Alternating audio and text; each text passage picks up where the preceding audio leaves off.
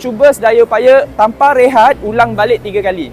Matlamat je adalah untuk supaya korang tak berjalan. Kalau penat ke, nak pergi patah balik ke apa, lari anak-anak. Habis je semua ni, rehat 10 minit. Okay, kita main pula yang ni. Ready? 1, 2, 3, go! Betul aku cakap, yang tinggi ni senang tau. Tengok, dia 2 relax je.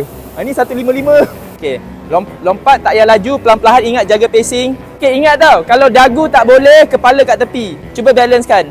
Ingat sampai 12, sentuh yang depan tu je dah patah balik. Okay lah, cepat dia buat. Ready? Jangan bongkok je. Kalau bongkok nanti sakit kat sini. Terus kau buat tu betul lah. Nak minum air dulu. Lagi satu. Jom kita tengok lagi. Mesti ada punya. Bernafas. Lagi. Nafas je. Tarik, hembus. Tarik. Dah sakit sangat, pejam je mata, buat je. Sebelah 25 kita start.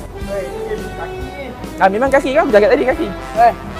Jangan sampai atas. Kalau sampai atas tu kau guna banyak ni. Come on, you can do this. Yes, betul. Badan tegak je, yang pandang bawah. Bawah 25. Oh, kalau jauh sangat saya depan lagi. Ingat bola sentuh dagu kalau penat. Kalau kau tak boleh ni, kau swing je ke belakang. Macam tu. Yes, good job.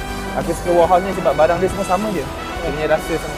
Nanti masa pertandingan, dia punya ni 6 kg je. Good job. Betul dah tu. Apa buat tu betul lah. Oh, sampai awal je? Tapi lari memang kena hari-hari.